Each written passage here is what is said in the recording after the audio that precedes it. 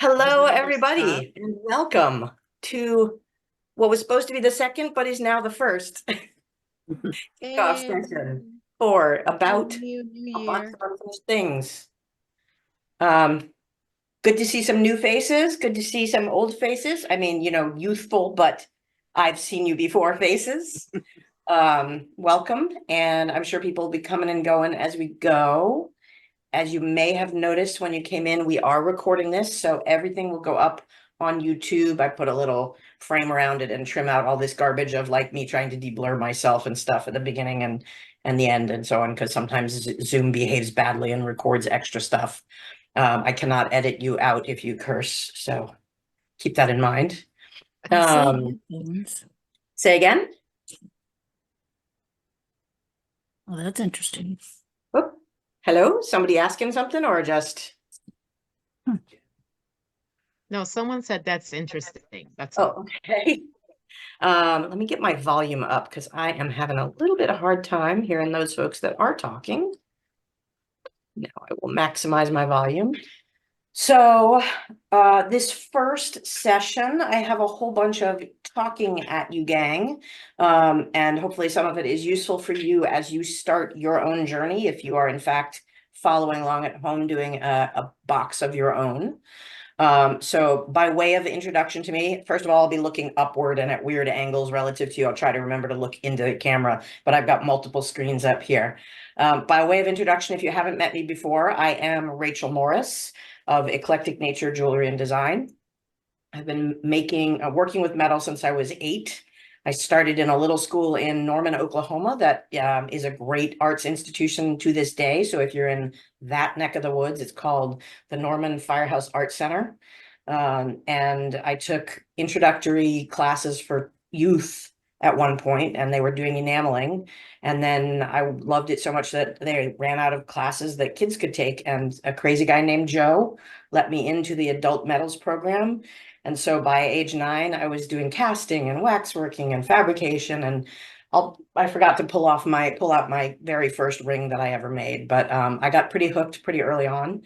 And I was doing craft shows from about age 9 till about 23 when I burned out pretty hard on it, both in the metalwork and in other media. My background is a very strange one, so you hear a lot of different references as we go. I have my degrees are in theater and teaching theater, and I was a technical director and theater instructor for a long time, and moved on to be a business consultant. But throughout it, thematically, I always return to the metalwork, and it's sort of, I describe it to people as my breathing. It's really what keeps me going on any given day. So presently I have what I describe as 2 3/4 time careers, the business consulting side and the metalworking and teaching side of things. My practice moved way away from enamels in that first phase, and I am now really focused on, I have gone through wax working phases and so on, but I'm really focused on fabrication work. That doesn't mean that that's not your focus, doesn't mean there isn't stuff to be done in this exercise that I plan on going through. And one of the reasons I did it is when I started teaching, I was teaching out in the Connecticut area, and we had these really wonderful sessions that we set up, where we were doing once a week, open studios. We'd get together on Wednesday nights, which is part of why I chose Wednesday. It breaks up our week if we're doing other jobs a lot of the time. And we would just all be in a room together and creating and making sure that we had something to engage each other with if we needed to. We could ask, oh, does this stone look wrong? Or am I setting it right? Or what would you do with this chain? Or any kind of input. And I realized a long time ago that I need a mix of solo, don't talk to me, don't be near me time in my studio, and some of that feedback. Because as artists, a lot of us, we really want to know what other people think. And when we're doing it all in a vacuum, we can't quite tell whether we're doing what we think we're doing or we're achieving the goal we thought we were aiming for. So that started the Wednesday night studio thing. And I would also sneak in Friday studios and as many of them as I could.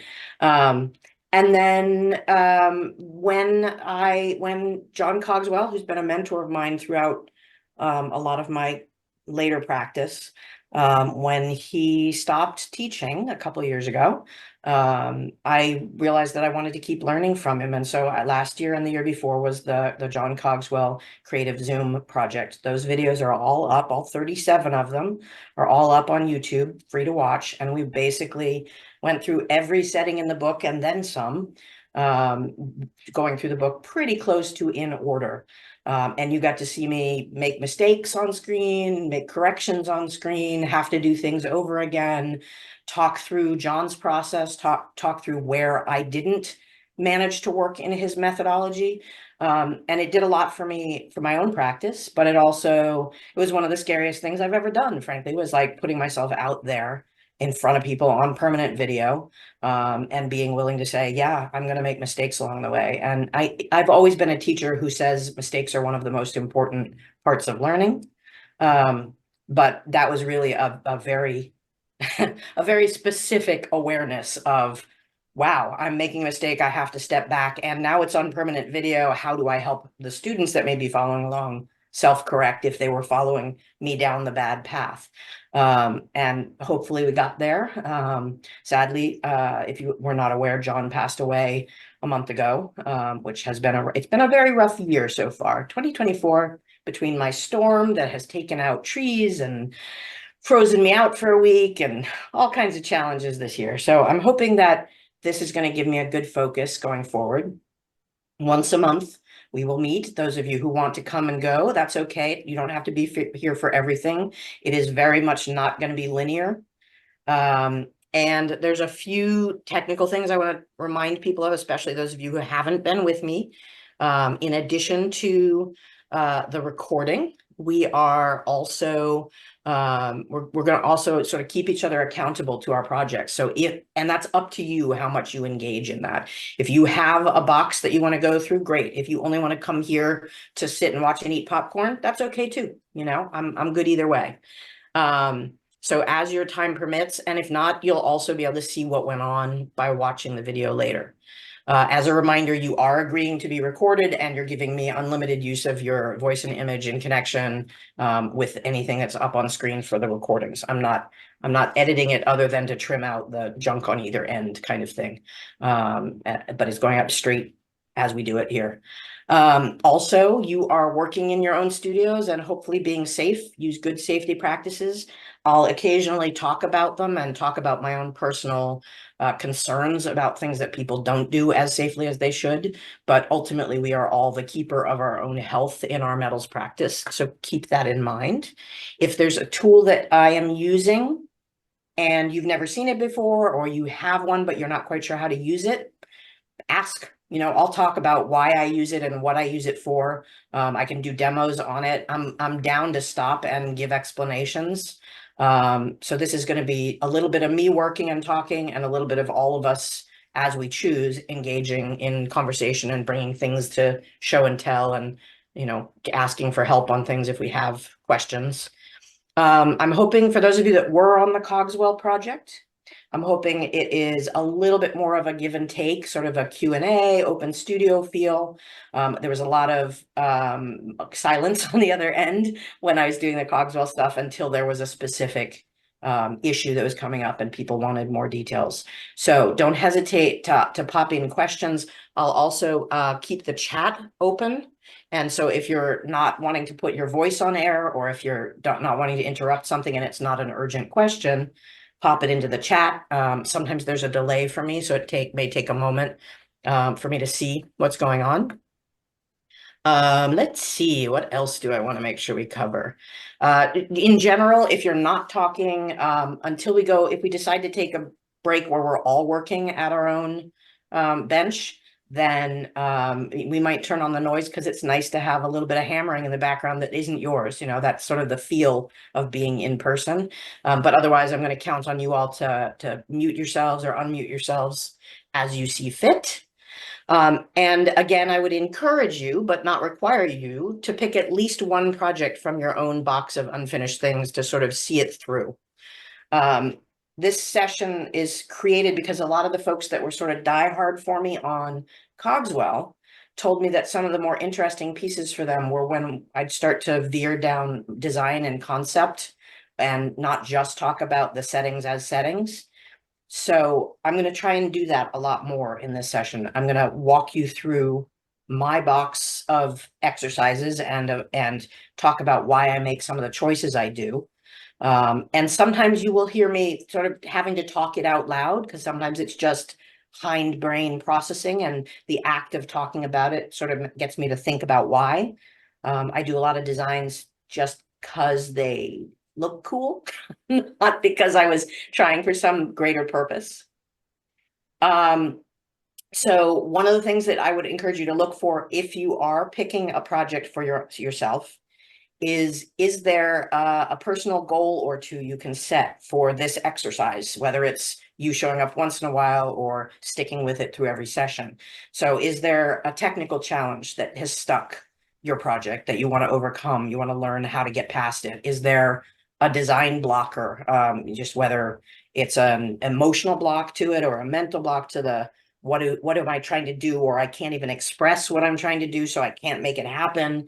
It doesn't have to be something that gets done in the course of this. What you're looking for is progress, right? Something that helps you continue your practice or expand on your practice.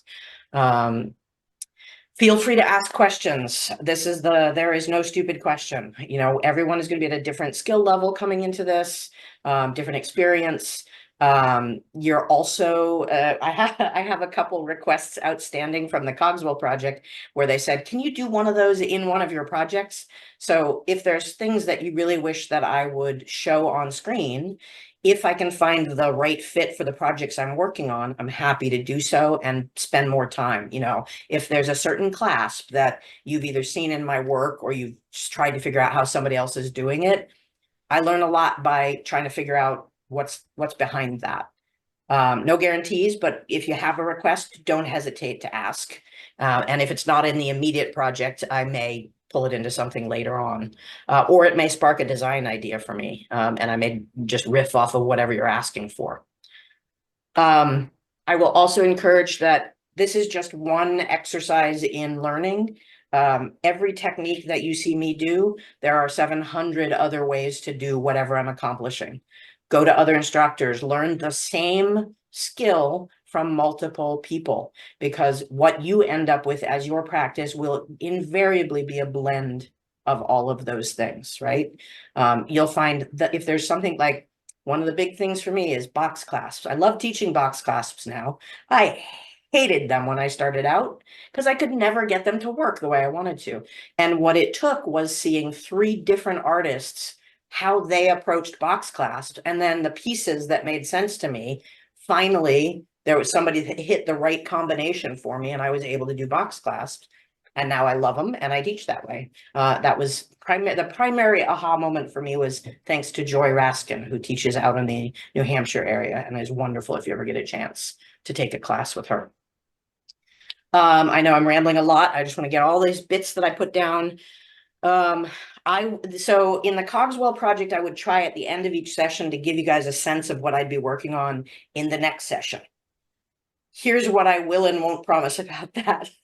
On this one, it's going to be a little harder for me to say, aha, next session, we're obviously going to work on chain links or connectors or clasp or whatever, because part of this is still an exercise for me to work through what I've got on my bench. And that includes, if I'm enthused about something, I'm going to keep going offline.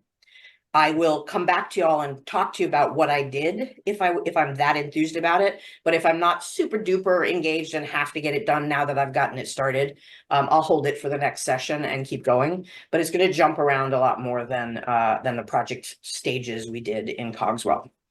Also, don't stress if the pace I do something is different than the pace you do. I know that I've been in classes where it's either so fast or so slow that I can't connect to the work. Work at your own pace, even if you're trying something that is similar to what I'm working on, and don't stress over it.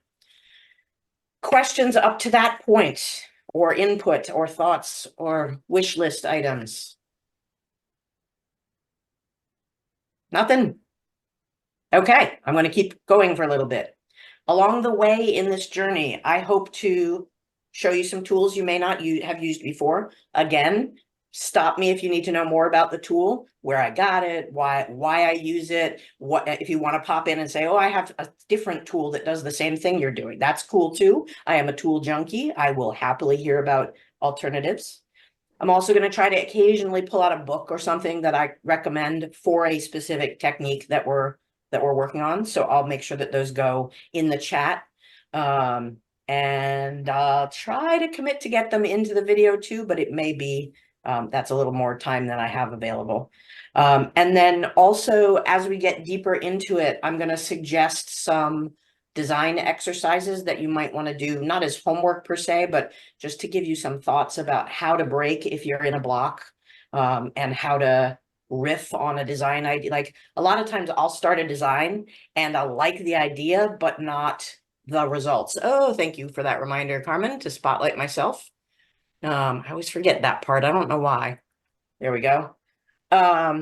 So if you have something that you really like as a concept, but you're not getting past it design wise, sometimes it's because it needs to be a variation of that design. So I'll talk a little bit about how to riff and some ways that I break up an idea into pieces. I am also about to post in the chat, if my copy and paste is going to work for me today. It doesn't always when I'm on Zoom. I'm going to copy and paste all the places you can follow and see things and track what I'm doing and so on. So that's going into the chat. And then as an attendee of this, you are also eligible to use my Rio for Schools code, which if you are not already a Rio Pro member, this will get you 6 months of discounted almost everything at the same rate that a wholesale person would get. So you'll see my code come up in just a moment. I have to do it in blocks because it's a big description. Is that too big a block? There we go. So if you want to copy that, once it comes out, oops, I'm pasting them all just to one person. Sorry, bear with me. Those are Carmen, I forgot that you had just pinged me, so I got to go back and do it for everyone in the meeting. Let's try that again. Carmen already knows where all those things are. She doesn't need them again. So after 6 months, you can certainly re-up with the code. And even if you already are using other instructors' codes, Rio asks that we encourage you to put all your instructors' codes in, because it helps them track who they're supporting and what is going on out there in the teaching world. Maybe, there we go. So there's the links, and then coming up momentarily, once it catches up, is the Zoom code. Come on. Yeah, it doesn't like that much text at once. Oh, there we go. It's just taking its sweet time. So that RFS code in the middle there is what you need. I would normally give you a link to classes that I'm teaching upcoming this year, but I have not scheduled them because it's been that kind of year. I will let y'all know when I do have more. And that is my ramble for the introduction. That was longer than I anticipated. Are there any questions about process, about engagement? Anything else that you want before I start into letting you into my secret closet of things? Nothing? Okay. Again, feel free to interrupt. So seriously, guys, I was laying out all of my stuff in more haste than I wanted to because I was crammed for work. And I feel like I'm letting you look at my like undie drawer. It's this, I was pulling all the things out going, oh God, do I want to show them that? No, I wanted to see that. This is a portion of the box that I have set aside that things get dumped into. And I'm kidding a little bit because I'm not stopping you from seeing certain things. I just had so much that it didn't all fit on the table. And so I laid out some of the categories of things that I have, and you'll occasionally see me pull out others as we go through the session. So for those of you that haven't been in my studio before, I'll give you the quick rundown. I'm working from a 4-camera setup. So I'm going to be flipping between cameras. There's my actual working bench. If we do any soldering on a project, you'll be seeing the soldering bench up close and personal. So you get really good looks at any soldering activities. And on the personal bench, I can zoom in. That's what I call my good camera. And then we're going to be looking at this crazy table of things. And I'm going to move my screen around a little bit so you get a fuller view. I hope I don't make anybody dizzy. I apologize in advance if I do. But you'll see there is a lot on this bench, right? And some stuff over there. So there's all kinds of things out. And my box of unfinished things is a rather large physical box that I stuff things into. And it comes in waves for me. So I started doing this basic exercise of cleaning things out. I'm going to come back to me again while I'm talking to you, and then we'll go back to the specifics. I started sort of a regimen, if you can call it that, when my box is that full, of the maximum number of projects I would allow in the bin was 50 before I had to stop all the fun stuff I was working on and reduce it by at least half, right? So that's my personal like framework of around which I'm doing this. And about every 2 years, it gets up to that 50 and I have to cut it back. So the first thing that I do is start sorting it out into types of conditions. Condition 1 is, this is old stuff that I never finished and it doesn't fit into my current design style, right? And that might separate into finished work and even unfinished work. So I'm going to pull over some examples of things that are done, but they no longer feel like me, or there was something about them that was not completed to my current standard of quality, satisfaction of what it looks like, how it hangs, how it wears. Those are things that I separate out, because those I'm going to potentially take apart for the cool stones that really drove me to design something around them, or see if I can find a way to correct it, which might be as simple as taking a dangle off of it so that it weights differently on the neck, or changing out the chain because I put it on too wimpy of a chain and the proportions look wrong. Or it might be, you know, smashing it with a hammer because I never want to see it again because it just doesn't fit anything I'm doing now. That's usually a last resort. I think I've only done that once or twice. The other thing that another category is that it might have been design blocked. And this happens to me a ton. I get artistic, like the zoomies, the way a cat does. I get zoomies where I got to draw all the things and I have a million design ideas and they're all going down on paper, or I'm making models and I've got, usually when I'm on vacation and I've slowed down enough, but I don't have access to my studio, I'll have 20, 30, 40 designs. And I'm going to show you some of the materials I use so that I can keep designing when I'm in a non-studio setting. And that pile is usually some of my most exciting and interesting designs, but also my most sketched out and incomplete. And so there's often a super rush of excitement of the concept and not enough thought going into how am I going to implement it. So I get somewhere between design and completion and run into a wall. That's a big portion, especially these days for me when I'm working on some larger one-of-a-kind pieces. So I'll show you a few of those. One of the ones I hate most is materials blocked. This piece would be amazing if only I had this perfectly shaped stone in this exact color. Ugh, I got to put it aside until I can find the perfect stone. Those are a little harder because you either have to go shopping, which is not always a bad thing, but you may not find it, or you may sort of lose interest in the design if you don't find it right away.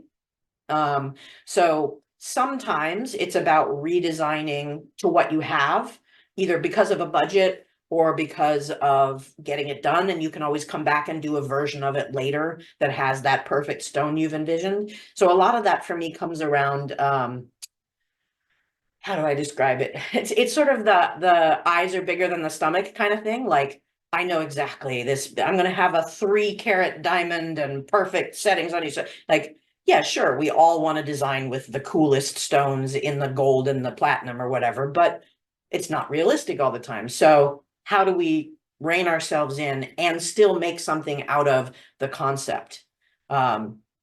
when we get to it, I'll talk about how I go about working a collection too. I also find that one of the most frustrating ones for me is techniques or skills blocked. I have a perfect vision of what I want out of a piece, and I don't know how to do it.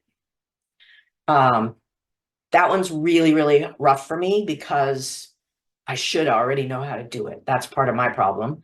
Or I've seen somebody else do it and it looks like I should be able to do it. Why can't I do it? So I tend to get, those are the ones that make me want to throw them across the room. Because I feel like I'm the one failing this piece and I know exactly what it should look like. So those are ones where this group should be super helpful, both because you can see somebody else working on a similar concept or possibly a simplified version that you will have within your skill set now.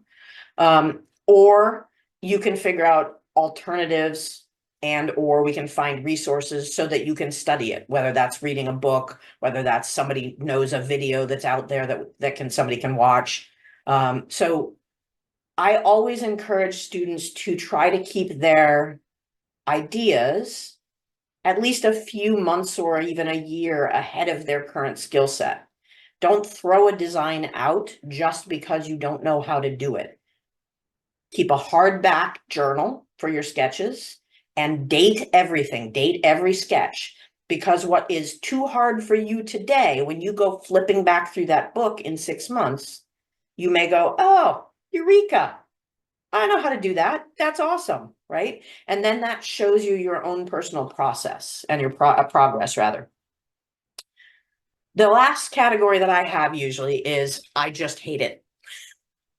That happens. I loved it when I had the idea. I hate it now. I'm going to figure out why I hate it. Do I truly hate the whole of it? Or do I hate how I started to implement an idea? In that case, it may be worth taking it apart into its components and rejiggering it, right? Figuring out what do I love about it? What inspired me initially and how can I recreate it? Does anybody have other things that they dump into their box of unfinished projects? Any other categories? Yeah, speak up, unmute yourself and speak up. When I don't know where I should go, so I set it aside. So tell me what you mean by where to go. I carried it out to a certain stage of completion, and then I have decisions I need to make, and I don't, I can't choose whatever those are. That is, like, I have something that I bezeled a stone or I haven't said it yet, but I've made the mountings, and then am I going to, which direction am I going in? And I don't know, I can't make the decision, so it gets set aside. Got it. So you have so many choices and so many ideas in mind that you can't pick which one to do. Ah, yeah, the paralysis by choice is an overwhelming one. That's a great situation to be in. Because then it's just about how do you get yourself off the pot to get going, right? Pick one and how do you get there? And I often find that what I might want to do at that stage is do a series of them. Nice. Right. Great way to start a collection. Yeah. Or a mini collection. There's a big thing now that Instagram is a good selling tool and so on. A lot of people like to do mini collections where I wanted to riff on a theme. So I did it for 5 projects and that's all I'm going to do. Great. Yeah. Any other blockers that people hit? Any other reasons they go into the box in the first place? Okay. Someone is asking, Brad is asking, how do you copy the chat text? And if you cannot grab it by mouse capturing, I'm not sure what environment you're on, so I'm not sure how to help you. If anybody, for me, it's just I hold down the mouse and drag it across and copy. So I took a picture with my phone. Great. So, if you open up the chat in a separate window, down in the bottom right-hand corner, depending on what kind of device you're on, there's it looks like a piece of paper with a tick on it, and it's a file. So Oh, you can nice. save the chat to a file. Awesome. There we go. There's a couple ways. Lori says sometimes it's a skill set. Yeah, so that's sort of under the category of technique or skill blocked. But yeah, the other thing is collaborate with somebody. You know, like if your jam is not building hollow forms, but you really want a hollow form in your piece, find a friend who is also a metalsmith and work with them, or heck, not a metalsmith. I always wanted to collaborate with like blown glass artists in some of my work. I have these giant sculptures that I've drawn out that require a wood artist and a glass artist and me and like 5 other people. Never built any of them. But yeah, Laurie, sometimes that's what this I'm hoping is going to help us progress most is if you are stuck on a skill and you don't know how to get past it, either a specific technique or you need some experience building up to something. A perfect example being you really want a custom chain to go with what you're doing, but you've never built a custom chain. That's something that we can give you exercises to progress towards, right? It's not going from A to Z and getting your finished work. It is how do you build up to that? And if your goal is by the end of the year, I'm going to have built the custom chain that I envision, then we'll talk about it and we'll give you some baby steps along the way, right? Any others? Okay, let's start taking a peek at specifics in this box of unfinished things of mine. Some things that if you're playing along at home, pick some projects, more than one to start, because we're going to narrow them down using some of these thought processes. Make some notes about it and narrow it down to the ones that still really grab you right out of the gate. Nothing like a boring project that doesn't grab you to get you enthused about something. Let's try for something that you actually are excited about and do some journaling about it. A little bit of like, whether it's just words that come to mind, design ideas, lists of like and don't like. And we're going to talk about, I'm going to pull a couple of these over to show you. And we're going to talk about how I got to where I am on them and where they are currently stuck. Let's see if I can do this without dropping everything. I'm going to switch to my main machine. There we go. So I just want to make sure I'm covering all the things. So some of the questions I'm going to ask as I look at any given project in the bin. Is it a now me, an old me, a where I want to go me, or is it someone else altogether? Which is another scary thing for me, is if I ever see more of someone else's style in the work than I do in my own, then I need to step back. I need to say, wait a minute, this isn't enough of my voice. And we're all going to be in different places on shaping our own practice's voice. And there is nothing wrong, as long as you're not selling the work as your own, nothing wrong with copying somebody else's style in order to try to learn a skill, right? But not to sell their work. That is unfair to both of you, frankly. So the other thing that I look at is what is the fear or the break point? And fear I use as a sort of a delicate word. I don't mean that we're afraid of it, but I mean that we're sort of dubious about our process. Are we afraid it's not going to end up looking as good in practice as it is in our mind? Are we nervous that our skills aren't up to the task, that it's too basic or it's too over the top, or that, you know, figure out why you stop. Recognize the one or more reasons that you stopped on a project. And so I'm going to tell you a little bit about my design process going into this particular piece, because this is one that I am excited to finish. It's just been here for, this one's about 8 months old right now at the state it's in right now. And so this piece design wise came to me because when I am shopping at a gem show, I usually have a list of things that I need for the collections I'm working on already. But I also like to give myself a little fun money to pick a stone that I would not normally work with. And so this is beautiful petrified palm wood. And these textures always, I mean, so there's no actual texture, but the patterns that feel like textures always grab me. So I don't know if you guys, I'm going to zoom in a little bit. Bear with me.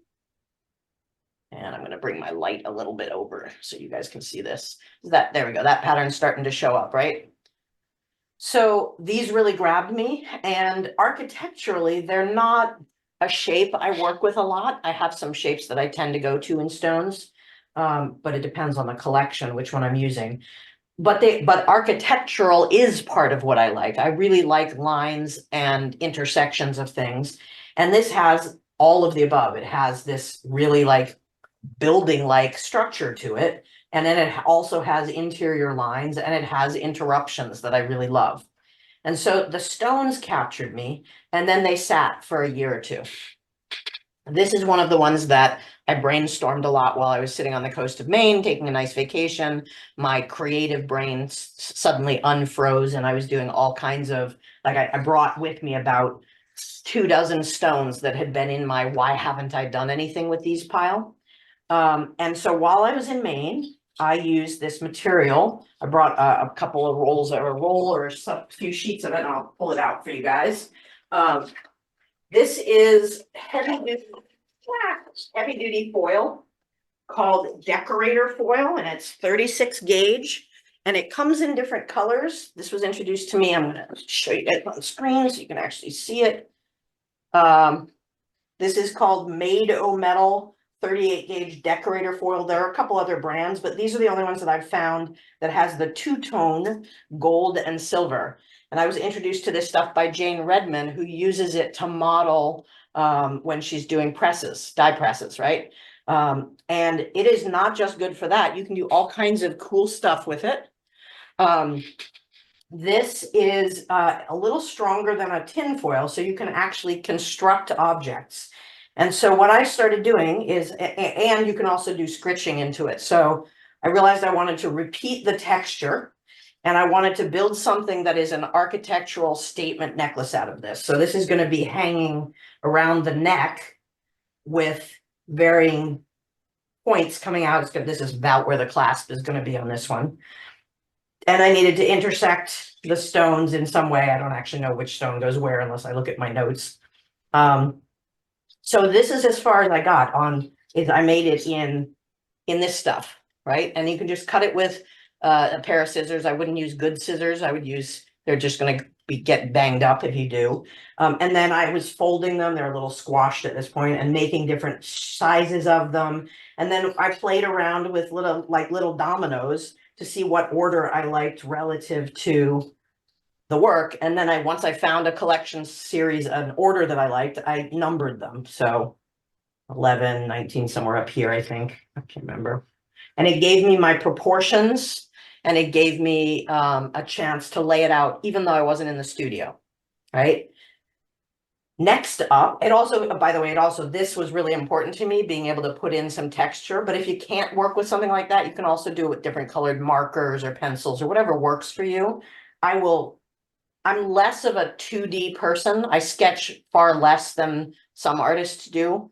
I will occasionally do some detail work to model things out, and I almost always have scratch paper with me, if not my actual journaling to doodle in, but I'm not a great two-dimensional artist. So a lot of my thinking about my work is in these 3 dimensions, right? And so I wanted to be able to put in that texture so I could give myself the sense of following the pattern. And I didn't even, at that point, I didn't even think about how am I going to construct this, other than knowing that they would be hollow forms by the time I was done. Hollow forms where I could leave them empty backed, but I'm not in this case going to. I like working with hollow forms. I didn't think about one of the most important things. How do I connect them together? Right? So my blocker is twofold. I've got a blocker on how am I going to connect them, and I've got a blocker on clasps. How am I going to clasp these together? Because I'm a big fan of, if you're going to the expense and effort of putting in to all of this scale of a one of a kind, it should not have a wussy clasp. It needs something well integrated with the design.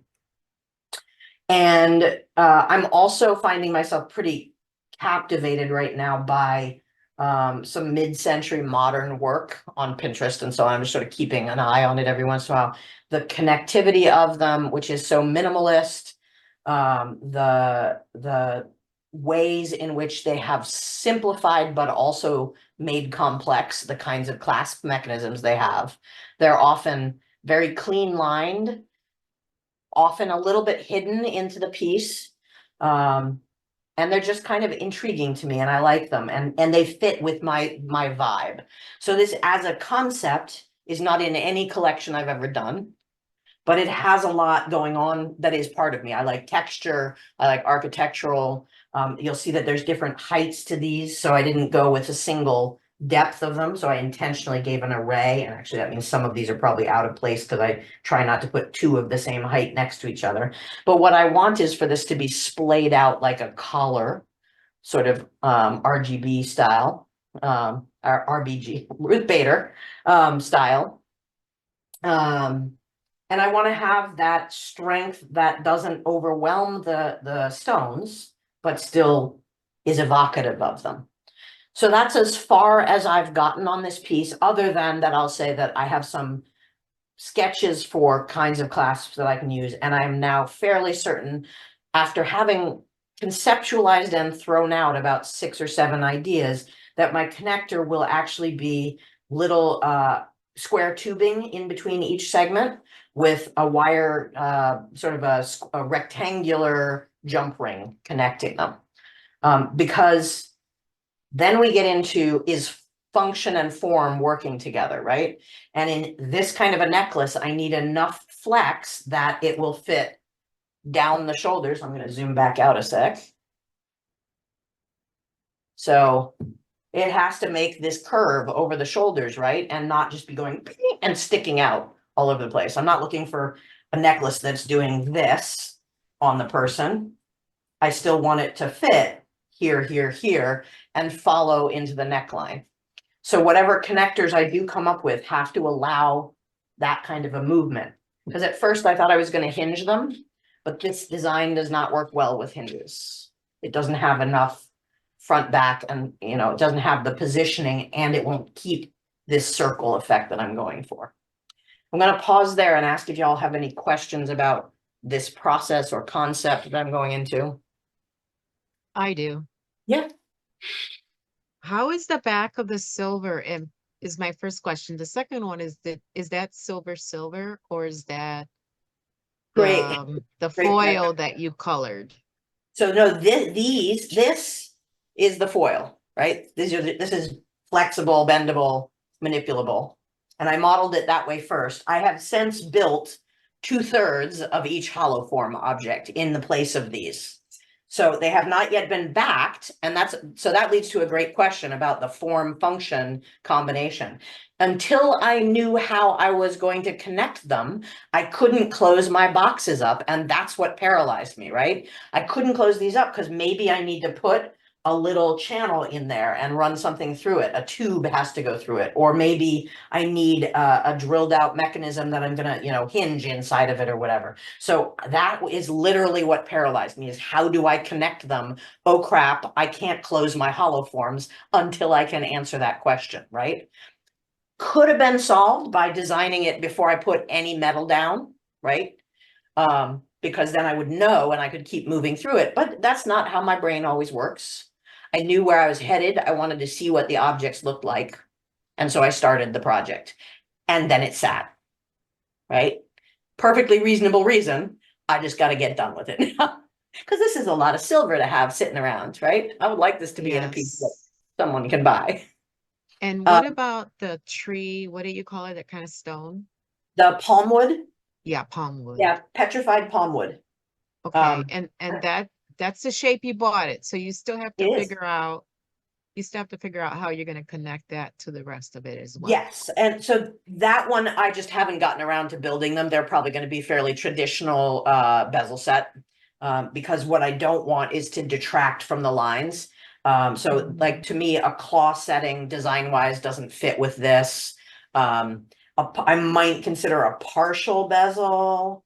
I didn't want to overcome the stones by doing anything that cuts across it really. So I think I'm gonna pretty much be keeping this to minimalist. Might make them a heavy walled bezel. They're going to be a pain in the butt to set no matter what, because they have pretty much no side around which to push it. So my choices are either come up and over enough that I can actually fold it over, or some kind of drilling or connecting otherwise. So I'm going to have to play a little bit, but it's ultimately probably going to be a heavy wall bezel. From what I see from my point, I see it as two different pieces, half and half.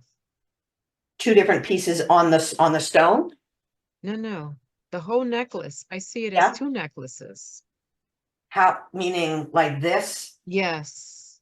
So it could absolutely be a necklace, but then I'd have to decide, am I putting chain links? Am I putting Yeah. wire? And my intent with this one was really to go for that full collar look. I'm trying to spend more time on my really big design pieces. But that's a good segue into, if I love this and people are crazy about it, I might make a collection of, the Yes. what happens if I only have one stone and somebody wants the smaller version, not the $10,000 version, right? Right. Or I might make literally just the little guys, right? Just a couple of things. Or even I might play around with my variations. And that's part of the reason to do these maquettes basically, is that you can move things around. I may find that if I'm doing the small ones, I need to not do the rectangular, but I'm trying to get some kind of like, what's it called? Parallelogram, because that flows better and sits the way I want it to. Right. But for me, a lot of my collections start with a crazy big project. And then I work my way out to the smaller stuff that everybody can afford, or theoretically everybody can afford. So other comments on this? Questions? So the hollow forms, depending on your intention, could be drilled through and fed through to hang. Yep. But the palm wood, if you're bezeling that, what are you thinking in terms of, are you going to put something like a tube on top to feed through, or are you going to put jump rings on the side to attach? Right. So that's why I'm going with this idea of square tubing, and I'm not describing it terribly well. The square tubing is going to be on the side, it's going to be this way with the openings front to back.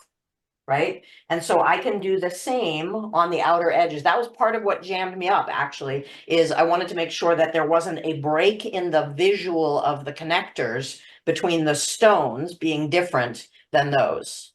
Right. So I'm going to be putting square tubing on the outside of whatever I bezel it with, as well as on the next one. So if we were to look straight at them, we would see this right next to each other. Right.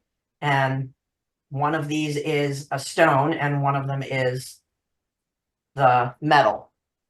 And how are you going to link those together?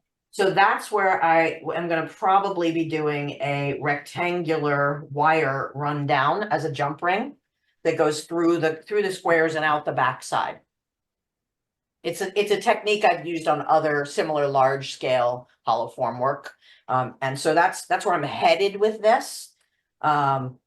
I'm not yet locked in on it because I want to play around. There may be a difference in whether it's a single small square that's partway up the wall, or whether it has to follow the whole wall, and what does that do to how they rest against each other. So it's a tiny little connector, but it can really impact how the design lays out. Yeah, and the advantage, I would think, of using something that is square wire and a square shape is you will have controlled movement between the sections. Exactly. And that was part. So this is where we get into the nuance of the design versus the form versus function argument, right? Like how much of what you do design wise is super cool looking, but it doesn't actually wear well. It doesn't move the way you expect it to. And that can be that'll take, like, the hollow form objects were fast to make, right? You know, comparably to what it's going to take to get this laid out and moving on the body the way that I want to. And that takes practice, practice, practice, and trial and error, right? So I'll be laying this out. I may have to move where one of the square tubes sits forward or back. I may have to make a wider or longer jump ring for one of them. All kinds of things can factor into this. And the other thing is I wanted to go back to what material am I using? These are topped in fine silver, even though the rest of them is sterling, because part of what I want to do is emulate some of the patterning of the stone in A.B.o.U.T and blacken some of the stones, some of the silver, right? So there's going to be this visual impact where I'm taking gold in to parts of the texture. Right, and that will echo the texture colors of the palm wood. Exactly, exactly. And the same way with using a square wire and making a square or rectangular jump ring. Yep.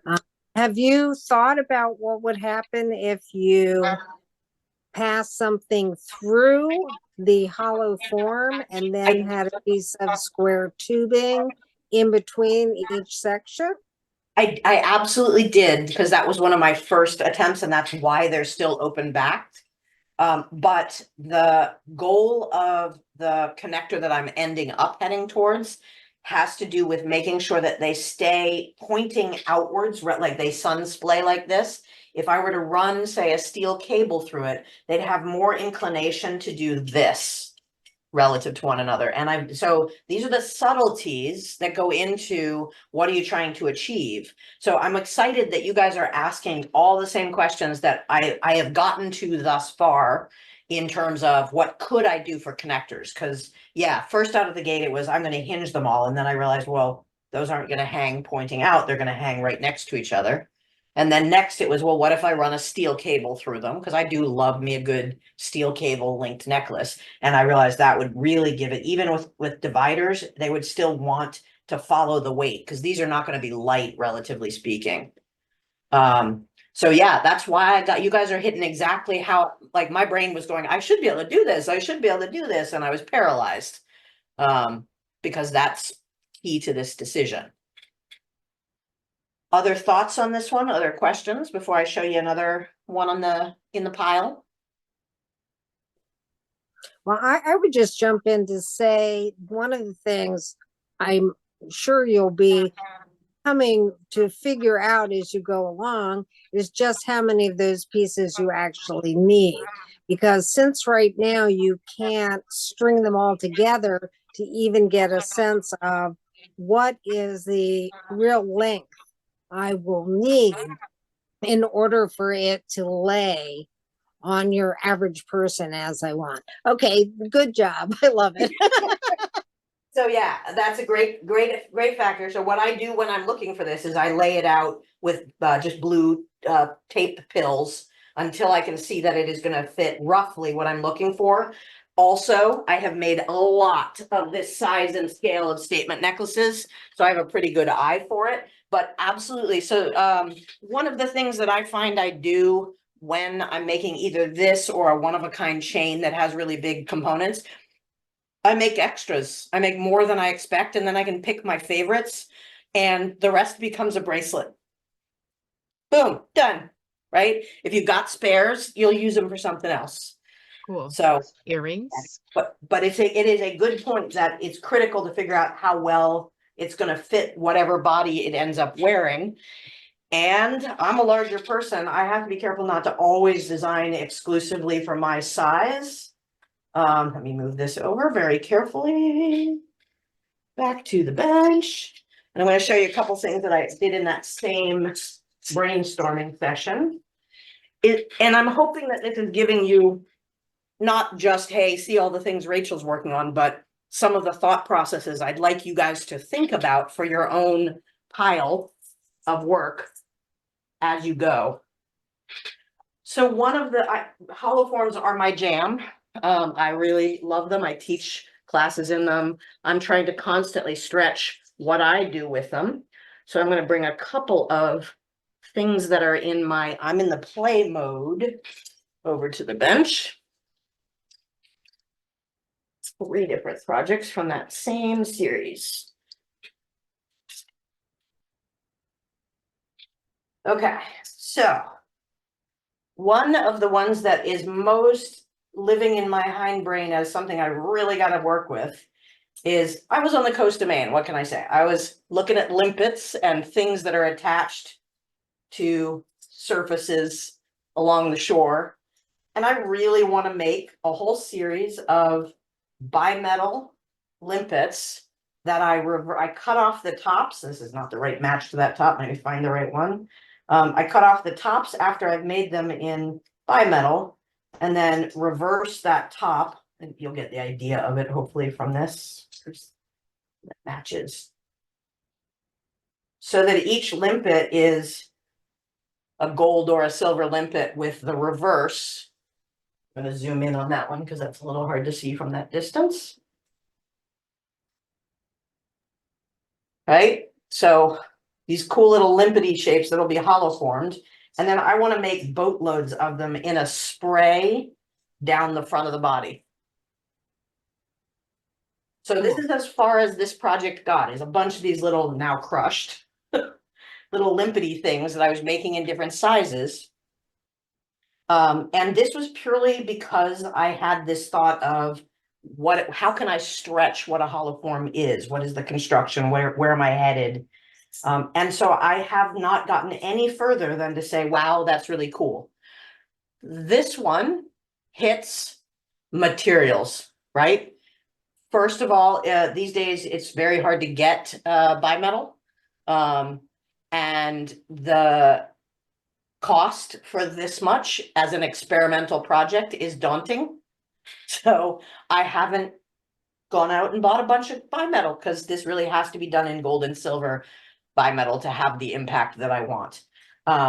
Someday I will pull it off. I may try to do some practice pieces in other metals, but part of the build of it is really kind of dependent on you being able to slice off the top, flip them over, and set it in because it'll be a perfect fit to solder into the one that you've cut it off of, right?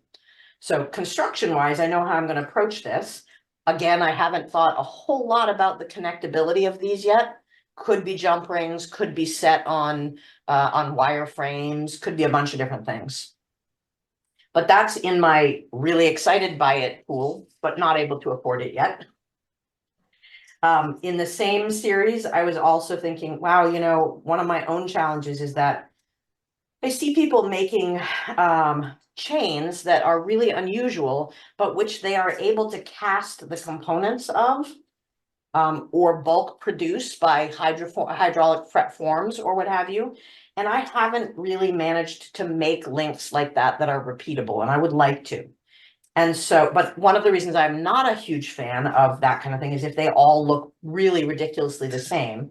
So my challenge is, how do I make something repeatable, but not too repeatable, right? I want something that I can vary roughly. And so I went about thinking, you know, it'd be cool if I can make these built as hollow form cutouts. I mean, built as hydraulic press cutouts, die form them a little bit to give them some curvature, fold them over on themselves, and then some kind of rivet connection, piece to piece, to give them that movement that we need. Mm-hmm. And I have to think about, do I like them open on the sides like they are in these pieces? Do I need to be able to fully close them along the edges except for where I connect them? I don't know the answer yet. This one is an even more infant stage than the one I just showed you with the limpets, because it's only a how-to concept, right? So those are some of the things that came along with that. And because my students keep asking me to do specific things, I was challenged in one of my hollow forms classes to do some conical work. And for me, cones by themselves are kind of but cones where you inset concave and convex mokume-gane and then nest them into one another, so that they become, again, a really interesting chain, alternating or sporadic use of the mokume. So these ones I had to mock up in order to figure out what I was looking for out of it. And I really like the idea. I have no freaking idea what I'm gonna do with them though. Right? Is it gonna become a set of earrings if I do it smaller scale? Because this is a little heavy. Let me zoom back out so you guys can actually see what I'm hanging at out there. Right, so Cool. could be a cool earring. We'll have Very. interesting. Could be an amazing necklace. I just have to figure out. I don't think I want them just strung as beads. I'd want them coming directionally down to something in the center, but I have no idea what. Mhm. And connectors are going to be a royal pain in the butt on these. Right? I like the idea of those cones, and I'd like to also see them juxtapositioned opposite. So you could have some that are all in the same direction, and then some opposite, and you could put Yeah. a Gane bead in between, something like Yeah. that. Yeah, maybe it doesn't need a centerpiece. Maybe it just needs a reverse. I like that. Yeah, Right? that's good. But what I have discovered and this is the kind of things that I might put notes down about if I were going over my box very carefully. I might put notes down about what are the possibilities, what happens if, and what do I want out of having these particular combos of mokume and non-mokume. And in my case, I want whatever the visual impact is, they can see the flashes of mokume from the different movements in the piece, right? It's no good for me to put a whole bunch of mokume there if they're never going to see it because it's entirely buried inside the next one. Might as well just use silver or hell, even brass. Mhm. And anybody who knows me knows that I will not use brass for anything, right? So those are just components. And that is another category of things you might have in your box is, hey, I made this cool thing. Like I made a cool setting, but I don't know where to put it yet. I may not even have a design for it.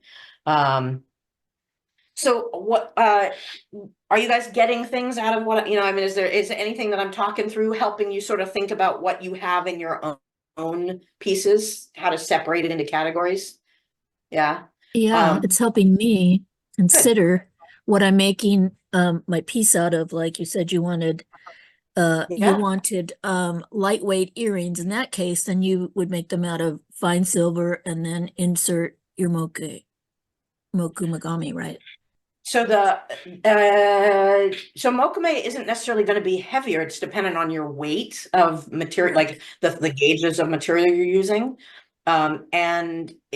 Earrings and weight are a challenge. So the pieces I'm wearing now, this is one of my biggest battles, and I'll pull them in so you guys can pull them so you guys can see them. This is one of my biggest challenges is finding a way to make these light enough. Oops, wrong camera. That helps too. So these are all hand woven in fine silver and 22 karat on these. And then these Beautiful. are framed in sterling and the stone is set in gold, but I needed enough strength, so I had to back it. I'm not a fan of the rough edges of the weave because I'm just not neat enough with my edges to make that happen. So I had to frame it. And the first 5 or 6 versions of this were just too heavy. So materials consideration is a big deal. And what I've been working towards is how light can I make the weave in terms of gauge of material and still get the structure and visual that I need out of it, right? And the answer is this particular style is just bordering on heavier than I want it to be. It's wearable and I'm wearing them so that I can sort of get a feel for how do they move on the body. But if you're looking at your materials, I would say check for a few things. So these, whoops, give me one that has the actual curves on it. These can use very, very thin. I've probably got this rolled out to like 26 gauge mokume because they're being domed. So the act of doming them gives them greater strength and it can be thinner material. So sometimes if you have a material that you're really set on, it's about what do you do to manipulate it? Does it need a frame? Does it need a curve? Does it need a support bar behind it that nobody would ever see, right? I don't know if that gives you more ideas for how to approach your earrings. Well, the other thing, when I see those cones again, I want to see a cone that the outside is makame next to one that is the opposite with the. And I have one made. I just didn't pickle it enough for anybody to actually see that it was makame. Yes. Yeah, that was my vision, was that I would intersperse the ones with more makame. I mean, so making a cone, challenging. Making a cone with concave and convex on it, also challenging. Making a cone out of makame and not melting your makame into itself, extra challenging. So order of operations, which I talk a lot about in a lot of my classes, but especially hollow forms, is a biggie. Any other ideas? Oh, Creative Juice is working overtime. I like that. Yes. See the Jewelry by Veronique. Go to, I'm not going to pronounce this person. Brad is suggesting that we look at Veronique Gauterot, Gauterot, on Facebook to see how she's mounting multiple large pieces on a necklace. Cool. If somebody wants to pull up that website and pop it in there for us, that would be awesome. Pen plating. I have never done pen plating, Lori. I just haven't gotten around to doing it. It's, I don't have the equipment for it. I know it's inexpensive these days. But yeah, if you want to add gold to your work, pen plating is a great way to go. One of my other favorites that I don't play around with enough, that John Cogswell used to teach as sort of like an, oh, by the way, bonus, is he would keep all of his donated or given to him for conversion 14 karat gold and yellow gold, and he would use them as little rods to draw on silver with. So if you get fine silver and you get it with, it has to be Prips flux, or the Prips homemade, or he would make his own Prips flux. It had to be Prips, and you have to double dip it. And then you take a little rod of 14 karat gold and you get it up to that starting to look like it's going to melt flow that fine silver gets to, and you just draw with your rod of 14 karat gold. As long as you got that Prips down, it's going to act like a pencil, and it does the most amazing intricate stuff. And then you blacken it, and because it's at different thicknesses, it gets sort of this rainbowy hue if you do a good oxidation to it. He's got a couple pieces that he's done with that are just stunning. So that's another way to add gold to your work, a little bit less pricily than the bimetal. Yeah. Let's see, did I miss anybody else? Wedge shape between the rectangular. Yeah, that's so Deborah Long says, have I considered a wedge shape between the rectangle pieces that would keep them stable? So that idea of the wire, and then there'd be sort of like a pizza slice shape that goes between each of the long ones. I have to think about whether I want that line in the midst of all of my rectangular lines visually, but that's got some potential. It feels a little more in the style of like a native beading kind of work, which is definitely not the direction my work tends to go, but I'm gonna give some pizza slices some consideration. See if I can find a way that I would like that. Questions on any of that? Any of the things that I've shown you before I show you some other categories of brainstorming? Okay, let me pull over a couple other examples. So one of the things that I have happen in my box of unfinished things is components. I said I used to do some more cast work, more wax work. My jam when I was doing wax work was creating nature-based elements, so leaves and ferns. These are not cast leaves and ferns, they are wax carved leaves and ferns and occasional flowers. But I stopped that collection because it just wasn't selling, frankly. And I wanted to make way more wax pieces than I was ever going to sell. But one of the reasons I like it is because you can create repeatable pieces. And this is really lovely if you are working on a collection or towards a collection, to have even a piece of it be a repeatable component, and then you fabricate around it. So I still have this pile of twigs and leaves and berries and birdies and stuff. I don't think I have any birdies. I think they're all leaves and flowers. And I want to do something with them. But I want to do something with them that is my now style and not my 15 years ago style. Like when I was doing this collection, they were individual pieces. They would be a single earring. Oops, I'm out of frame. Single earring or a single pendant. I may put some kambu on it, or you know, in some cases like this one, I did a little pencil work on it. It's a little hard to see, just to get some color in there. But again, not at all my current work by a long shot. However, I love the twigs and I don't want to give them up. So I may want to do a one-of-a-kind necklace that is nothing but twigs connecting. So just literally a chain of the twigs.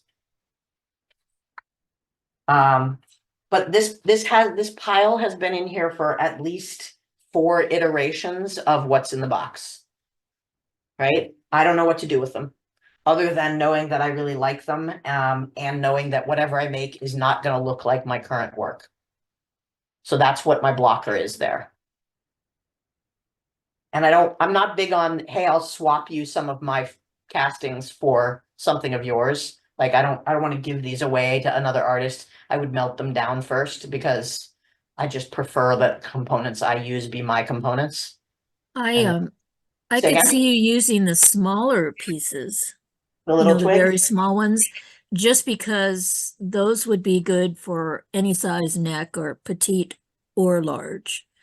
So I like they're the large ones, but I don't know that everybody would wear a necklace of the large ones, or maybe you do mix them. Yeah, they're perfectly lovely components and would make perfectly acceptable necklaces just strung on chains. They just wouldn't make Rachel Morris necklaces No, any. you need to do That makes sense. something else. Yeah, I understand. Yeah. Which is a weird place to be in, frankly. Like when I first was working in this kind of stuff, I would have made any collection ever that I ever felt like making. And it's been a struggle for me. So the part of the reason for this exercise for me is that I need to, oops, I didn't switch back to the camera. I thought I did. I need to trim back my collections and focus on the projects that A, most interest me, and B, are most in keeping with my work. Brooches are big again. I would love it if I could sell brooches. Brooches, and Carmen is saying that brooches are big now, even with men. And I haven't sold a brooch in 6 years. I love making them. I love making them, and I love making cufflinks, but nobody wears cufflinks anymore, right? You know, there's like a slice of Wall Street maybe that's looking for them.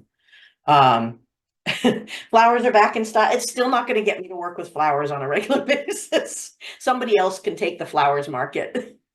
Yeah, so this is one of those ones that I can't part with that pile, but I also don't know what to do with it. Then we come to the category of concept versus implementation. There's 2 categories muddled in one here. Let me. Can I ask something about the Sure. flowers and the twigs? Because Yeah. I love them, and I love their organic nature, and you're having carved them. Yep. Give them a touch that's different than if you took a twig and cast Right. it. Yep. So I would ask, are there organic materials that you like that you could mix with that? Like, I like the idea of, you were talking before about doing a fall, like a pendant that has that along there that could be brought together. I'm a big pearl person, for instance, you know, that's, I'm just thinking out loud. So the leaves that I was talking about making, like that's as close as I get to nature. I could consider something that intersects, that has a twig in the midst of this more modern, more me feeling style. That's just surprise, hey, random twig. That's not a bad call. Maybe I'm going to keep one of these in the bag that the leaves go in. Thank you for that. That's cool. Yeah, I could consider that. I can see it as an interjection in a modern collection. That's a neat idea. That may give me more inspiration to make those repeatable leaves. So next up is work that was not done to my satisfaction or completion the way that I wanted, or tech or skills level was another interference piece. So let's start with this one. So this is one of my earliest returns to wax. I adore rutile and any of the, I can never remember which is rutile and which is terminated, but the threads of one material going through another. And these two stones, when I found them, rutile was a lot cheaper when I found these. That's how old this is. Suddenly it's become the thing. Get this back out. And this pair just really struck me as going well together, even though they were, I think they may have even been bought from different artists and different cutters. But I really liked that connection. And I always have been driven by, what does the stone tell me about the design? So I look at the lines in here and I wanted those lines to continue out. And now this is a little bit brutalist in its spikiness. It was going to be a pendant. I mean, going to be a pin. But I wanted to also see what I could do in wax at the time. And the answer was, this was not it. Right? So this is conceptually where I was headed, and I was looking to build something. You can see they're built into it a couple of little branching branches, meaning this is intended to be one of the captures, and this is intended to be another of the captures down here. And so part of the challenge was I was learning more about what you can and can't do with wax, and thin wires and thin sheet don't cast as well as more durable, sturdy objects like those twigs. So, so this came out not looking, it looked like a bastardized version of what I had in my head for what I wanted out of the piece. And so I would like to now redo this concept in fabrication instead. My skills at the time that I made the wax were not up to the fabrication that the project would need if I were doing it by hand, but they certainly are now. And now I have more awareness of what it takes to capture the stones, which is in essence 3 points, or sometimes fewer if there's ways to put pressure across the stone. So this one is in my pile because even though this is another one that's, I think, probably 12 or 15, maybe even more than that, because it's the wax working era, years old, it's got to be longer than 15 years. I would like to recreate it because I still like the design. It's going to be a one-off. I'm never going to design a series around this. I might just keep it as a piece for myself. And that's okay too. Like sometimes we're designing for ourselves, not for other people. My mom is on, she comes to watch every once in a while, even though she's not a metalsmith. And one of my favorite conversations, she's been a great cheerleader through the years. Obviously, I started art classes very early, thanks to my parents being willing to put me in them. But one of our later conversations when I first got back into doing shows and so on, and my mother will come up to me and occasionally will say, "Ooh, I really like that piece. Oh, I really love that piece." And I'm going to embarrass you a little bit, Mama. And one point she was going through them and she goes, "Oh, I really hate that piece."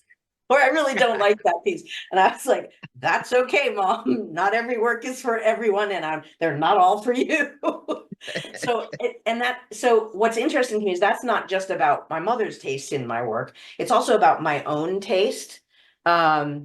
Because I have pieces that I've made that I finish them and I'm like, ew, I don't really like that piece. And then I put them out and other people are nuts about them. And I'm going, what, are you crazy? That's the ugliest thing I've made in years. What are you talking about? One of my most talked about pieces that I have on the bench right now is one that I didn't particularly like afterwards. And I have grown to be able to see it through others' eyes and what they appreciate about it. And I knew that there was some technical skill to it. But I mean, there's a considerable amount of technical skill and time that went into it, but I just wasn't thrilled by the overall feel of the piece. It was a piece that I was doing to fill a gap in a collection. It's okay to not always like your own work. What's not okay is to hate what you're working on, if that makes sense, that difference. Like, you should enjoy your process and you shouldn't be disappointed with the work, but to not want to necessarily wear the piece you finish is totally okay, right? We're making art not just for ourselves, but for others, unless that's your intent. If you're always wanting to make nothing but work that you wear yourself, then stop the minute you hate a piece. Stop wasting time on it. Reuse those materials for something else. But sometimes someone else will find that one piece in your collection that you're indifferent to and they really love, and that's okay. And you should be enthusiastic for them finding it for you. That's what it comes down to. What are we doing on time? Yes. Okay. So next up is a series of things that are, no, that was the second to next. So this was a piece that, not on the right screen yet. There we go. This is a piece that I built and was very proud of because it was one of my earliest to really work with gold and raw diamonds. And it is within the realm of my current work, I would say. This was definitely a direction that I was headed when I first created it. And it's a beautiful stone that I love. It's from one of my favorite gem cutters, Joe Jelks. Horizon Lapidary out in Delaware. He goes to Tucson, but that's about as far west as he comes. And I loved it, but I didn't feel I did justice to the stone, in part because I was so fraught with the cost of the gold at the time that I worked on this, that I was trying to keep it skimped down to not enough material, right? And so I did not make my bezel tall enough to hold the stone well. So this is on my bench because I need to just remake it as it is. It needs to be done better than it was. That's an acceptable thing to do. And here's what I'll tell you about those projects, especially if they've been sitting in the box for a while. They're one of the easiest ones to do because you already have your design. And you should do them when you're brain fried, when you're exhausted by the possibilities of your other designs. This is the thing that is okay, I'm going to do some basic, my hands already know how to do the work, get it done, functional work. The design I don't have to think about. The creative brain can turn off. All I'm doing is making something, right? Same reason that I tell people, if you're having a bad soldering day, it's clearly a hammering day instead, right? It means there are days that our brain is going to connect. You know, our creative and our hands will talk to each other some days and not talk to each other the others. And if you still want to be in the studio, have some pieces that you pull out of your box that you go, that's going to be a pretty easy fix. I mean, don't get cocky about it because we can jinx ourselves, but know that it's okay to have some things in the box that all it needs is a repair. I've got a pair of earrings that I managed to snap the post off of. That's in my just needs a repair kit. This is another one that went into the, wow, I would really love to make a whole collection about it, but it didn't grab my audience. I made two in this collection, and they're a little bit challenging because it's soldering, it's getting a curved shape to my metal. So it included some precision filing to get the shape that I wanted out of a fairly heavy gauge. And then it included putting gold down. This was from that same era of gold being much more precious and scary to work with for me, which actually tells me that it was before I ever started making mokume-gane billets, because mokume-gane is what taught me that gold is just other metal that melts into metal, right? So it's all metal. The worst that's going to happen is you're going to send it back for part of its scrap value, and you've learned from the experience. And that sounds pretentious because we're all still on budgets, but I had such a fear of working with gold that I was letting it paralyze me on the effort. And so I was making mistakes because it was like not quite handshaking, but I was really, really fearful that I was just going to throw money down the drain. And the answer is, to a certain extent, you may, but that is the cost of admission to the class you're taking by teaching yourself how to work with a material. So don't let material paralysis take over. Certainly work within your budget, but don't let a new material or a new stone, like research it, do what you got to do to be as educated as you can. For me, it was when I almost fused together a block of like $600 worth of gold, silver. It was 2 types of gold and 1 of silver because I almost forgot a step in making a billet. And then I went, oh, well, that would have sucked a lot. Thank goodness I didn't do that. But also it was like a switch turned off for me. I was no longer afraid of gold. I had to think through what would have happened and that it would have been unpleasant and costly, but it's still just the materials we're working with. Whether you decide to work with ostrich eggs or, peacock feathers or whatever you want to bring in, it's still a medium, and it's not that gold is scarier than silver. It's just market-wise cheaper and behaves differently. So you have to learn how to read it. So for me, this is one piece that I want to rebuild because I really like the design still, and I want to just make it better functionally. And this is something that I'd really like to riff off of if I can figure out how to make it a collection that will still be in keeping with my work. This one's going to be harder for me because it no longer lines up with the rest of my work. It would be a completely different direction of a collection for me. But I still really love it, and that's going to be hard for me to part with. And it's either going to end up, there's a pile that I forgot to tell you about, which is fix it up, polish it up, and put it in your I'm stopping this collection sale pool on your website or wherever you're selling, right? Sell it off as old work, acknowledge it's old work, that it's still good quality, but it's not what you're doing anymore. And this one really belongs in that pile. I just haven't brought myself to put it there. I think I'm going to pause there as a kickoff because I could go for hours on the things that are still on the bench, but hopefully that gives you guys a sense of the types of categories that I find in my box. And how many of you found similar things in your box? Did some of those ring true for each of you? Yeah, I'm seeing Nancy nodding. Anybody else? Yes. Yeah. Mhm. Carmen. And how many of you are thinking you're gonna play along? Even if I think I have the option where you can just raise your hand if you don't want to talk out. Yeah, reactions. If you see the reactions bar and you want to just put a thumbs up or something, if you think you're gonna be playing along.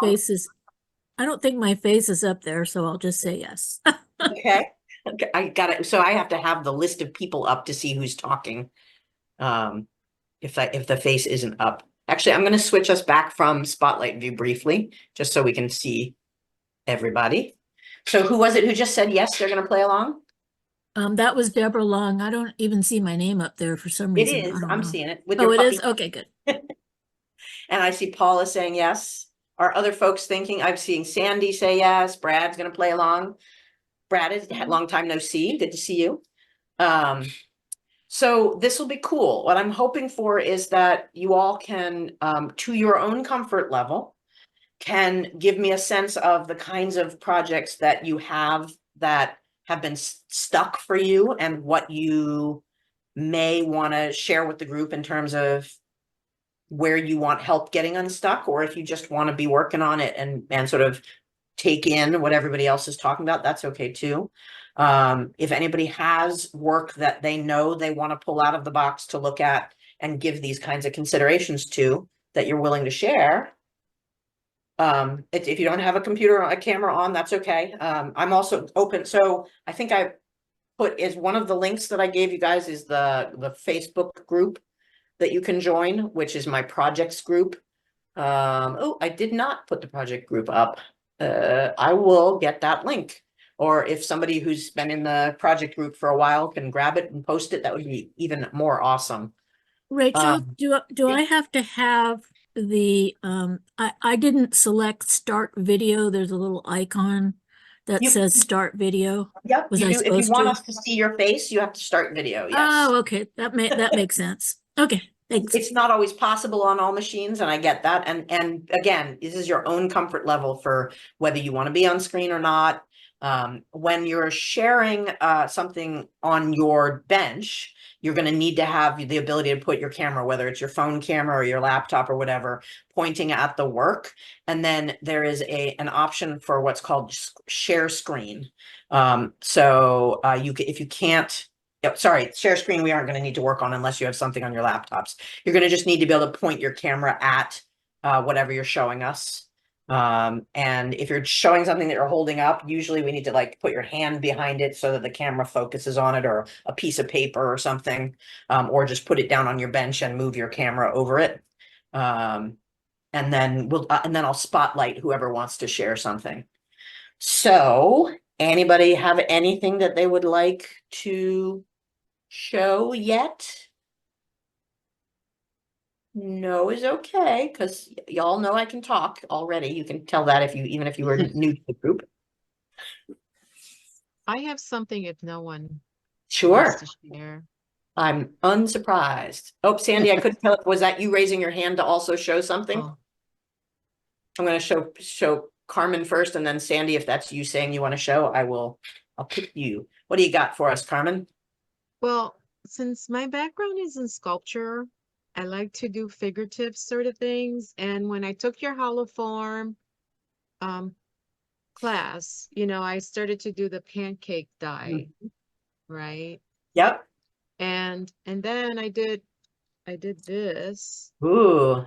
to try to make it into a hollow form, but then I stopped because I wasn't sure how to proceed. So I suspect that what got you jammed up was it wasn't feeling hollow enough. Yeah. Yeah. Did you so that's done with a pancake die? How did you, or is that chased and repoussé to get your doming? The pancake die was this, which Yep. is this shape. Okay. So I cut it out. Yep. And then I tried to do some riveting. Yep. And then I combined the silver out here, inside here, Yep. with the brass out there.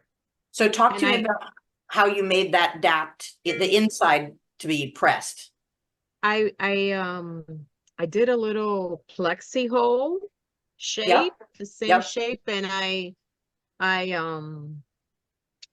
kept on annealing and hammering and putting it in there. And I kind of like what was going on here. Yeah. But I didn't like what happened here. So what about what's up front? Didn't you like the rivet look or the? I liked the shape. Yep.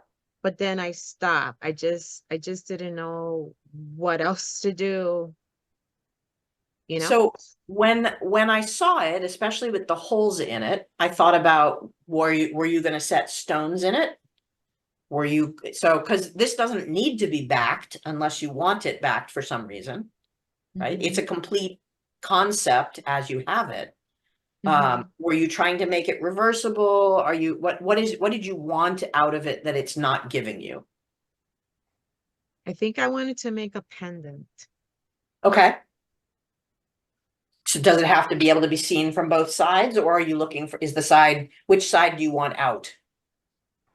This one. That side? Okay. So then what may be jamming you up is the fact that the way that it's going to rest on the body, it's going to rock, right? Yeah. So what you have, and that's where your concern about, is it a hollow form yet?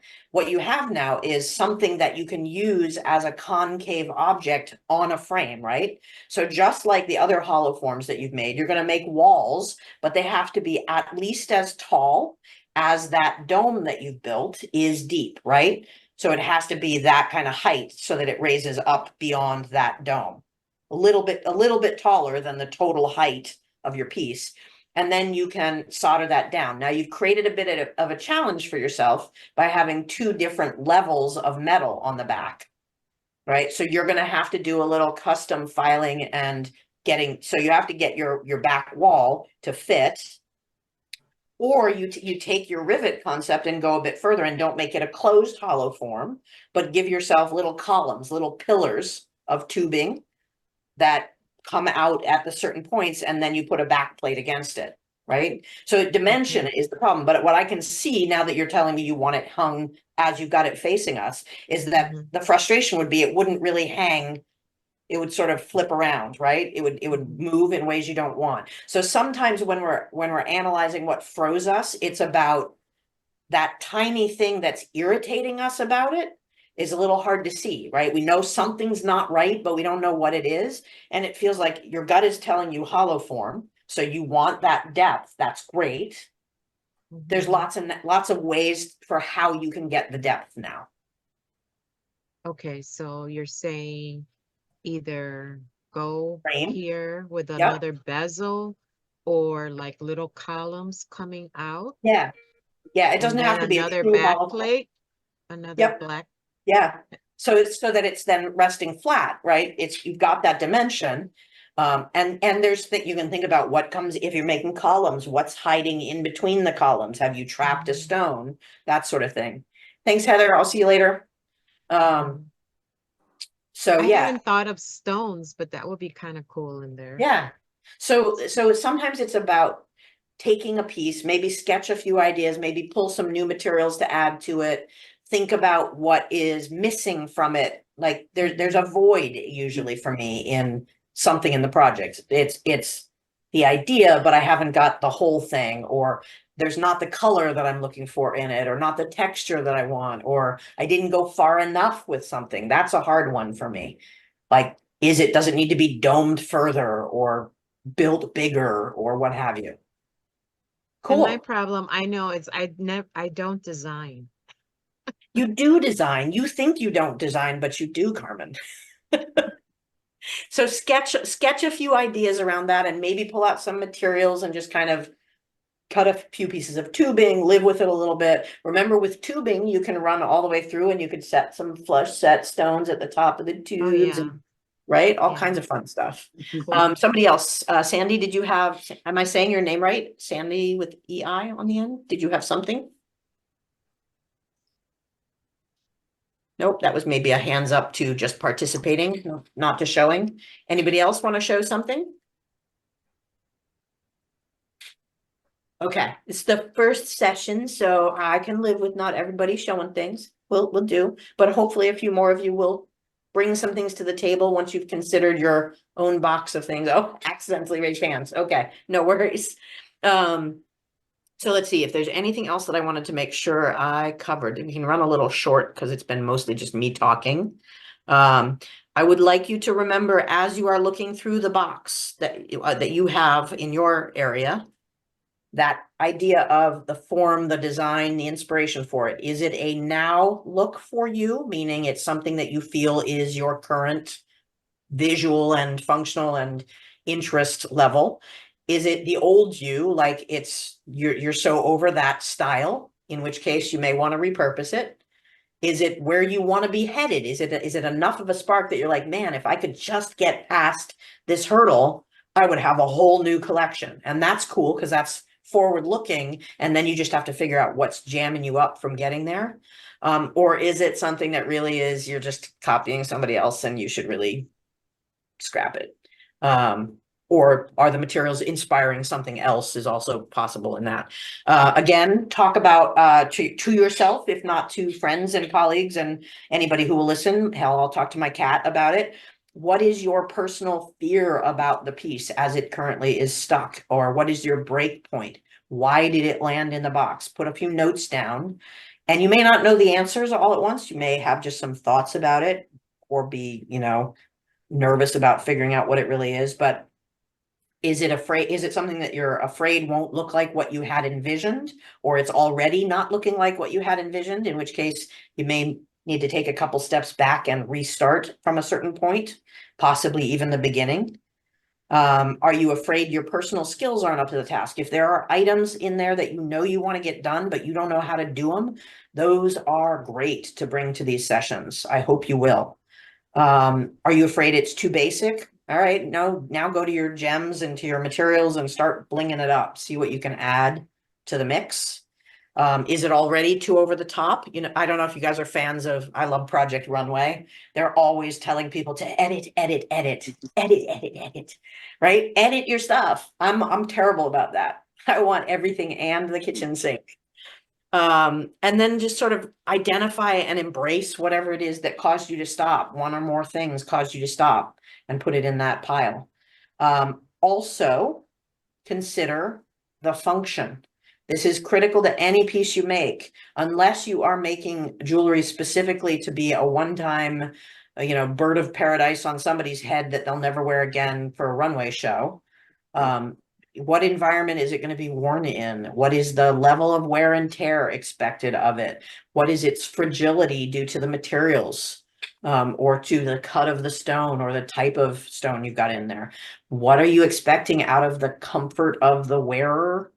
And how is it going to be secured to the body? Those are all things that, even if it's not in your box, even if it's a brand new design, those should be considerations before you do anything else other than the actual conceptualization of your project. So look at your boxes with a kind but discerning eye, is the way I would put it. So I think I'm going to call it there, rather than, sometimes we'll go as late as 7:30, but since we're just kicking off, other than to ask for feedback from y'all, is this interesting? Is this engaging? Is this what you're looking for? Yeah. Are there things you want to see? Yes, yes, yes, yes. Anybody already have things they'd like to see more about? I'd have to unpack them. Yeah, I dumped a lot in this first session, and I promise you that, because I'm dumping for myself too, I'm going through this process.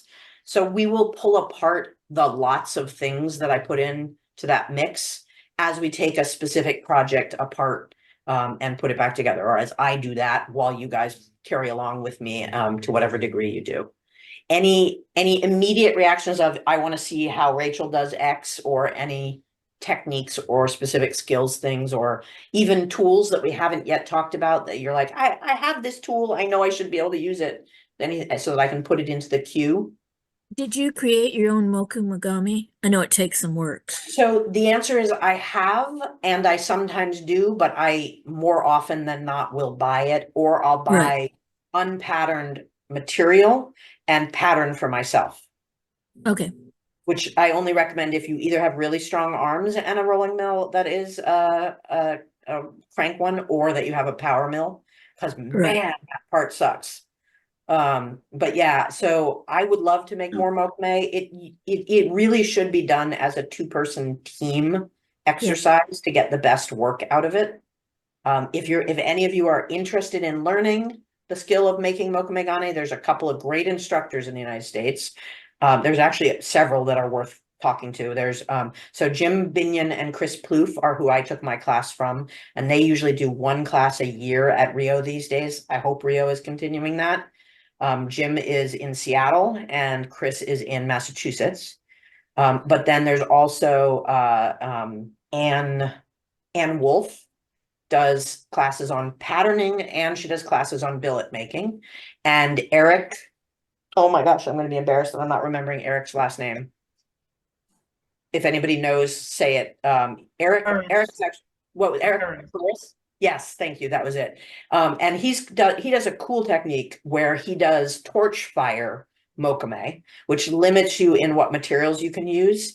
And he invented a little like beehive contraption for on your bench that you can do with an acetylene torch. So his is copper silver mostly. It's not as good for doing gold. Whereas Anne and Jim and Chris all teach a kiln-based billet making. And I will give you a heads up if you haven't studied it yet. It's an intense, many-stepped process. Yes. And there's a reason that I usually buy the blank billets for cost effectiveness, and because of my limited capacity to have those kinds of hours available. So, any other questions? Eric has a class with that little kiln that he made coming up real soon. Nice. Where's he's based out of North Carolina these days, isn't he? Right, he's the new metals director for Picosin. Picosin, yeah, and he's a sweetheart. He came out to Portland a few years ago, and I took his class there. This is another one of those learn as many techniques as you can. And there's two major classes, styles of making billets. One is a fused metal, and one is a, oh God, I'm gonna forget the term for the other one. It's been a few years. But there's one that when you look at the material, it's a little fuzzier around the edge of each ring and cutaway. And then there's the crisp lines, and the crisp lines are the ones that are done hot forged after they come out of the kiln. And the other style is the fused or whatever it is that I'm not remembering the name of. Other questions, other things you want me to put on my list to make sure I cover? And also, Anne has a metamorphic mocha-made class coming up in April. Metamorphic? I don't even know what that means in the context. And I think if you're somebody that wants to learn mocha-made and you've never done it before and you want to try, the metamorphic is the one to start with. Nice. I'm gonna write that term down because I don't even know what it means in that context. And I haven't yet. I keep missing Anne's classes. I would love to take one of hers. Nancy, you keep trying to say something, and No problem. You had mentioned something else about a different Facebook group than what you posted in the Thank you. chat originally. So there's my Facebook group for following, and then I also have what is just called the projects group, which is, it's not terribly active, but it's a good place if you want to post a question, and I will get you that. I'm surprised I forgot to put it up. Eclectic Nature Jewelry Project Group. Where is it? It's got too long of a string for me to remember. This is groups. Everyone in meeting. That is and that's just it was started for the Cogswell project. So you'll see all of the chapters and references to John's book.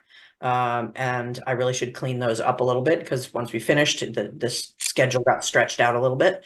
But that is a good place if you want to drop pictures of what you're working on. I'll try to get some threads going for conversations around this. I have not had the capacity to do any real prep for it the way that I did for the Cogswell. So yes, there's that. Any other? The other thing I would mention is I basically live in Silver Spring, Maryland, which is right outside DC. I'm a member of the Washington Guild of Goldsmiths. Nice. We've been around for a very long time. Yep. And since, the COVID period, so to speak, we have been doing a monthly Zoom where a jeweler from anywhere in the country might be invited to speak. Yeah. And I will look for and find a link because it's probably something that other people can look at. I know at the time they record it, I know that if you have access to this, it's the third Tuesday of every month. You can join whether you're a member or not. And since this is the thing we like to do, I just thought I'd mention it. And I don't know if their YouTube is an open channel or not, but I'll find out. Cool. Yeah, those are the kinds of things that are great to post in that Facebook group as resources for people that may want to go looking. Yeah. The only thing I worry about being posted in that group is directives about safety. I may edit if I'm concerned about something someone has posted that I think is unsafe. But yeah, I'm big on and no theft of other people's services or goods. Pay teachers what they ask for and don't copy their materials when you shouldn't, that sort of thing. So that's a fairly open, bring up a topic, and as long as people don't get vehement with one another, I'll let it go on for communication's sake. Any other specific topics or techniques that you guys want, or any tools that are that you've seen and would like more info about? If I can, I will address them. I mean, for me, this is I'm coming in with a clean slate. So I guess as you go, it seems like to me that it's like the process, and as the Zoom goes on, then we'll see different, maybe everyone's going to have something different. So maybe with you, are you going to do homework too? I am. I have to pick a couple of projects to focus on out of the box first. Yeah, Okay. and I may, because you guys don't need to see me edit, I may pull, or I may do some of the editing of the things that I'm gonna scrap entirely, and I'll keep a few of them to show you what I scrapped and why, but you guys don't care about watching me go through the old stuff, probably. It's just taking it apart into pieces. I'll leave one or two for the exercise sake, and talk about some of the tools that I use when I'm reclaiming stones and things like that. Mm-hmm. Yeah, that's always nice to know, tools and taking Yeah. things apart. Although that last piece you said that was gold, that you weren't gonna do anything to it. I'm like, that looks so much like the square piece that you showed to begin with. The So necklace are that you you're talking trying to about put- this one that I'm not gonna start back up? Yeah. Yeah, it's not that I love the piece. So this is designed after, if you're a science fiction fan, this is designed after the little 4 columns that show up in the Bruce Willis Dallas Multipass Lilu. Why am I blanking on the name of it? Oh, I know which one it is. Yeah, it's a great science fiction movie, and they have these earth, air, fire, and water symbols on rocks at the end of it, that in order to rescue the earth, they have to do something to them. And the patterns on them were super cool. And I wanted to use some gold, and I wanted to use some silver, and I wanted to use those patterns. And I Mhm. love them, but they're not in the range of my current collection. And where I am now, I have too many collections as it is. So this is about moving on to other things that are still in keeping with the current Mhm. work. So there will be a time when I have a capacity to photograph all the items that are in my I'm done with them, but I don't want to take them apart, so they're going on sale pool. That time is not now and hasn't been for a long time. It's the fifth element. Fifth Element, yes, thank you. That was it. So those are from the Fifth Element, conceptually anyway. I think it would be cool also to like post the before into Yeah, the group good call. Oh, I like that in idea. in Facebook, and then since we're already on Facebook, we could take a look at it and like we did today, just Yeah. go over it and stuff like that, and then you'll get people commenting on it or whatever, and then by the time we get back together again, maybe we'll have something. Yeah, that if everybody posts what they've selected for their first attempt out of the box, that would be really good, cool, because then we'll all get to see progress shots and where are we stuck shots and things like that. I like that idea a lot. Plus it Anything commits you. plus it what? And you make a commitment. Yes. I Yes. like making commitments. Yeah. Yeah, I have a little challenge with that myself. Anything else that you want me to incorporate or more or less of? I know it's a first session only, so we'll sort of get a feel for it as we go.